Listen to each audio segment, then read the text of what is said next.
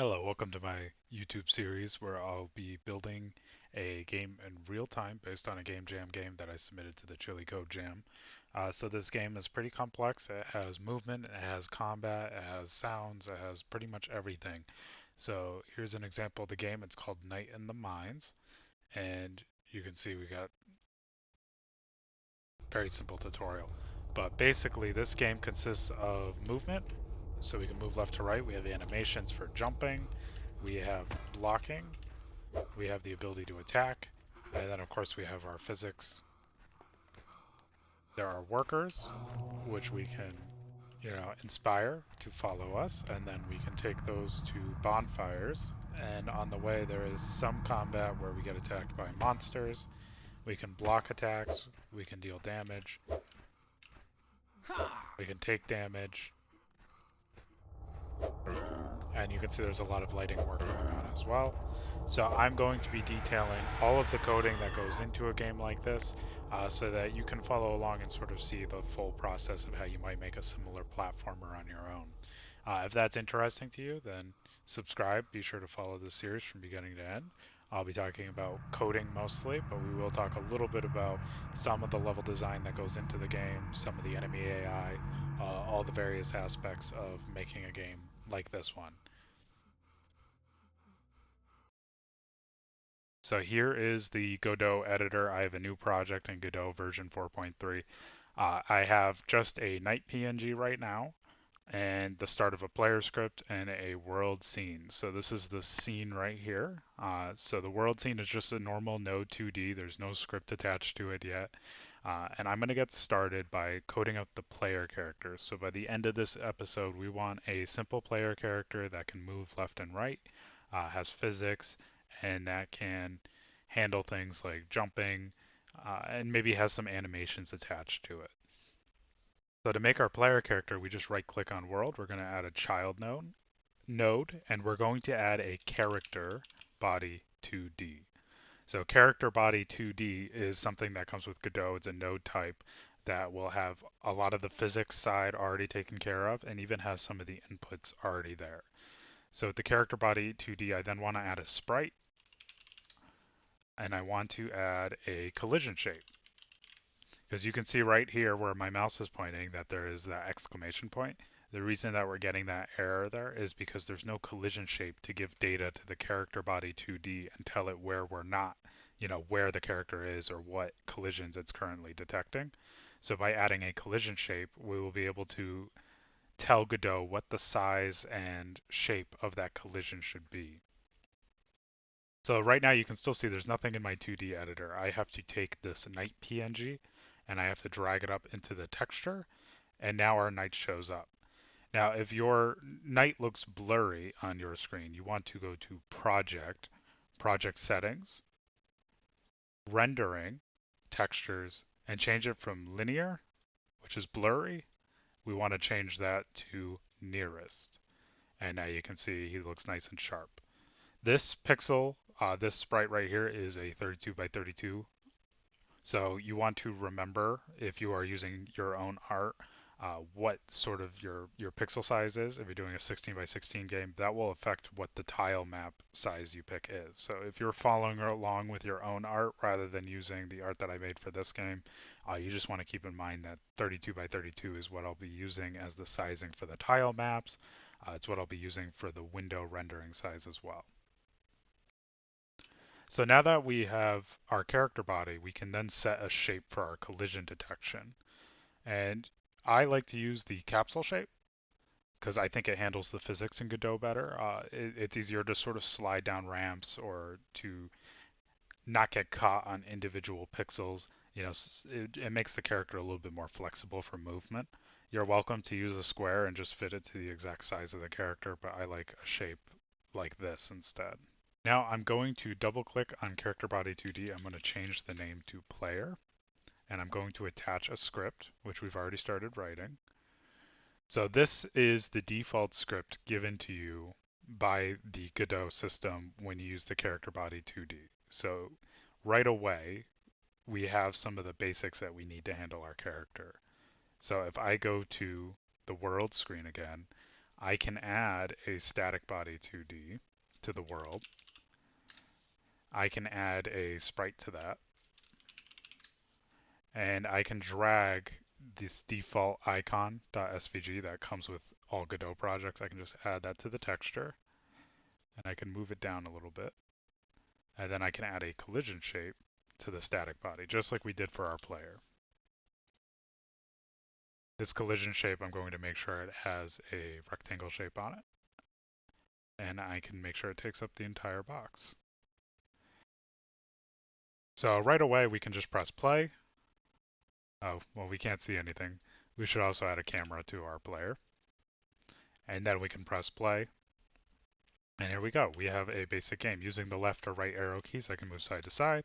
And using the spacebar, I can jump. So the next step is to start adding some animations. So before we get into that, let's edit the player character. And what we want to do is we want to make sure that we can access sprite and the camera using our coding. And to do that, we're going to use an onReady variable for sprite. And we're going to set it equal to the sprite 2D. So when you use a $sign, that just allows you to traverse through the tree to any child element and just pick that element. So now underscore sprite is always going to pull our sprite 2D. I can then inside this direction variable, you can see I'm getting the access for UI left, UI right. So I can set this to, I can use this direction variable to see which way the player is facing.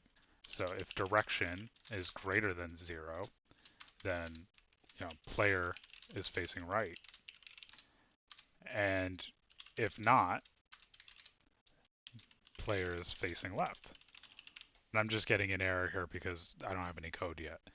So if I know which way the player is facing, I can look at this sprite 2D and I can use the flip H property underneath offset to change which way the player is facing.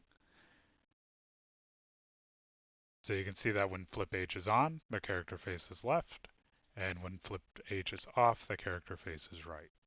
So in my player script, I can say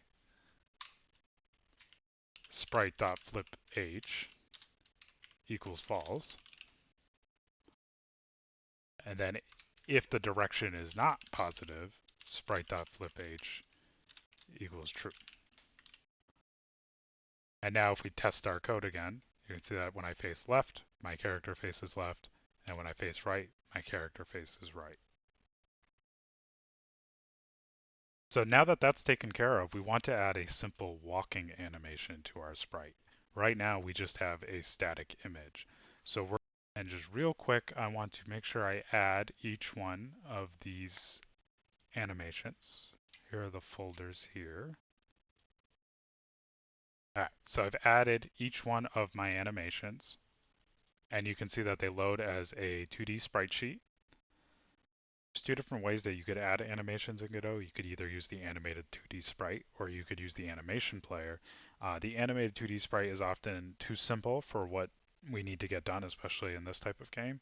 So while we could use it for NPCs and such, we need the extended capabilities of the animation player in order to do more advanced things like calling functions during an animation, changing lighting during an animation. All of these extra elements that need to be controlled at one time require the animation player, which is actually a very powerful system. So the way the animation player works is we'll add this node, the animation player. So you can see that node is underneath our player. And in the animation player, we go down here to the bottom of the screen. This is the animation controller here where all of the animations are handled. I'm going to add a new animation by clicking animation new. I'm going to name that animation idle. So you can see here that we have the ability to add tracks. We have the ability to control animation length, or how long that animation is going to run for. And we have the ability to loop the animation. So for now, I want to turn on animation looping. I want to click on autoplay on load because my player will be idling as soon as the game loads. And I'm going to add property tracks. So when I click add track and add property track, I then double click on sprite 2D. And here you can see all the various properties associated with the Sprite 2D. So the first property that I want to add is the texture property. This controls what image Sprite 2D is holding. You can see that's called a texture. So as soon as the idle animation starts, we want to switch from that static PNG image to the sprite sheet for idle. So to do that, we then add a key, and we were going to add the night idle PNG as the texture at the start of that animation. So you can see once the animation starts, we suddenly just have 3 copies of the player character standing there. The reason there's 3 copies is because the image contains 3 copies of the player. So in order to turn this into a proper animation, we now need to tell Godot which frame is showing at which time and how many frames there are in an existing sprite sheet. So we have 3 frames here. So we're going to add another property track attached to the sprite 2D, and we're going to select H frames. We're going to insert a key again. We're going to put it at the 0 line, and we're going to change this value to 3. And now when the animation plays, you'll see that only a single frame is being shown at a time. Now in order to get the frame to change, we now need to add yet another property track. And this one is going to be, again, sprite 2D, and it will be frame. I'm going to insert another key, and we're going to play the 0 frame. I'll insert then the first frame, and then the second frame.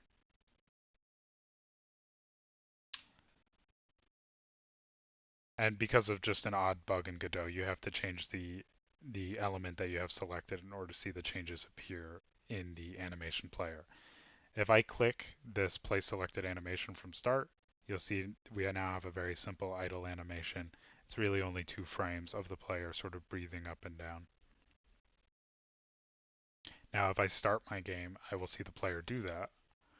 But you'll notice that when the player is moving, they are still doing that idle animation. Because we have it auto playing, that is always the first animation that the player will be doing. We now want to start adding walk animations for when the player is moving left or when the player is moving right. So to add those walk animations, we're going to go back to our animation player,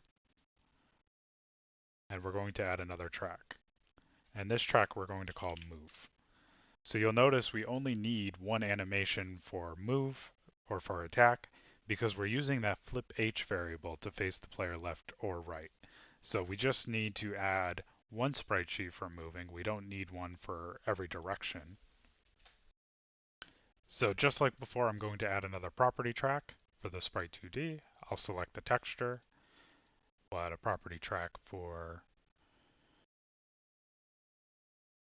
the H frames and a property track for frame.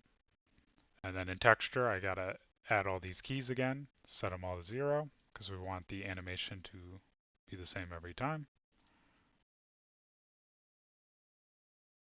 And the value of the texture is going to be nightmove.png. The number of frames is, let's see, 1, 2, 3, 4, 5. There's 5 frames. And then for the frames themselves, we're going to start with the 0, then 1,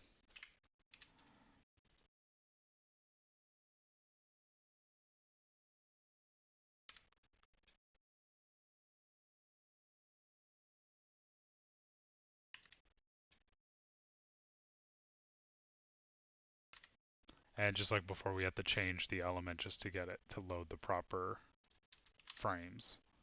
It's an odd bug. Hopefully that gets fixed soon. Perfect. So we have a walking animation right here. Now if I play this from start, we can see exactly how it looks. There you go. Very basic walk. We're going to turn on looping because we want the animation to continue playing after that 1 second is up. And there you go. You can see he is now walking very slowly. Every second he is doing a walk cycle. So now in our player script, we're going to want to add another variable for tracking the animation player.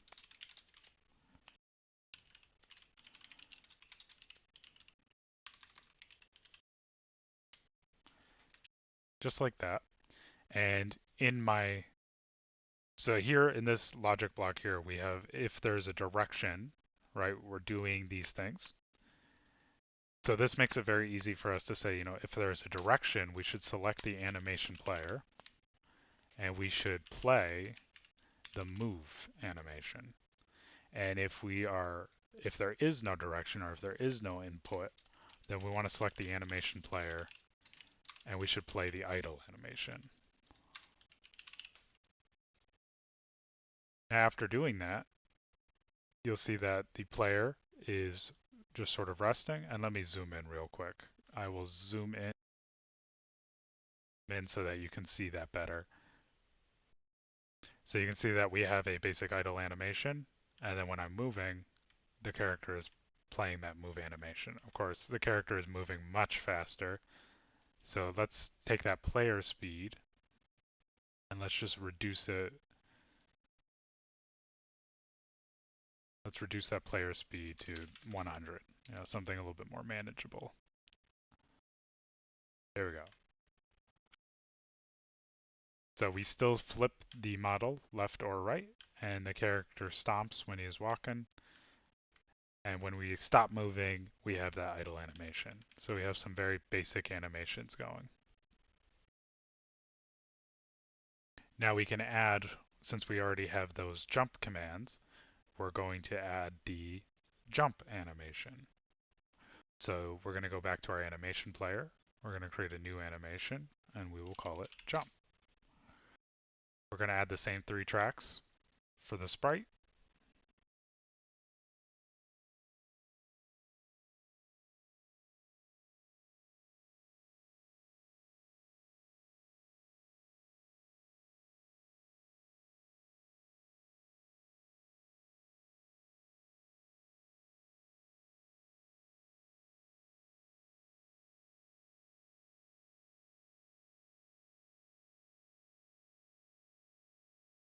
And I'm going to bring over the night jump sprite sheet and set it as the value of the texture. And this texture has 4 frames. So our H frames property will be set to 4. And then we're going to click off and back onto the animation player to get the proper frames to load. And we're just going to add 4 frames in our frame timeline here.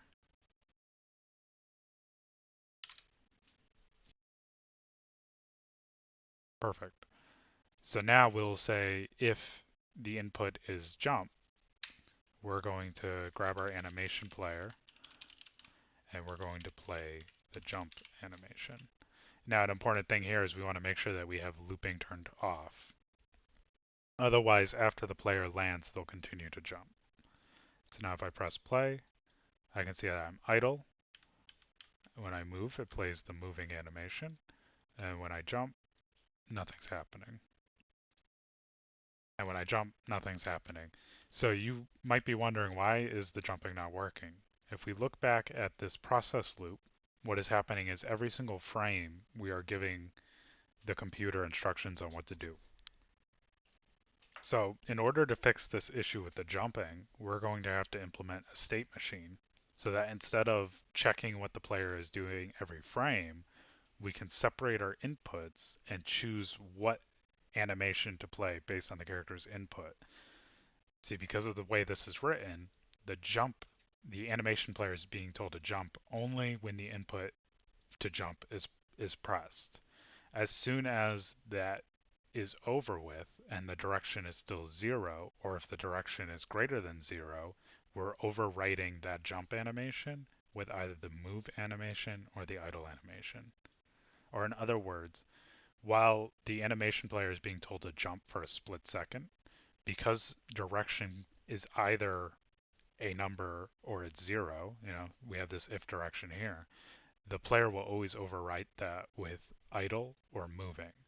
So the way that we fix that is we pull out our animation code from the process loop and we put it into a sort of a state machine that gets called once for every input or every time a state is changed.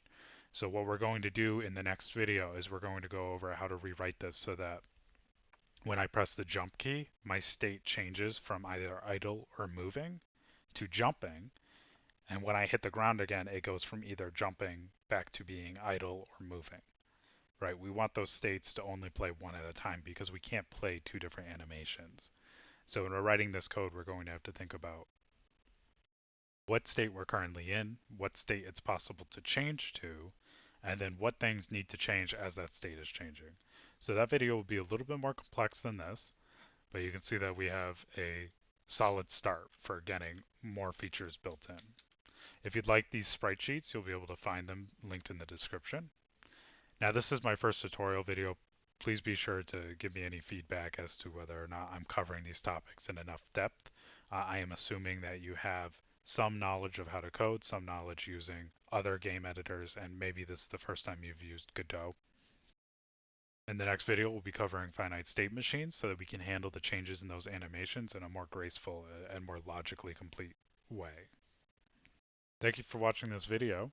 Please be sure to like, comment, and subscribe in order to follow along on this tutorial series. Thank you for watching. Goodbye.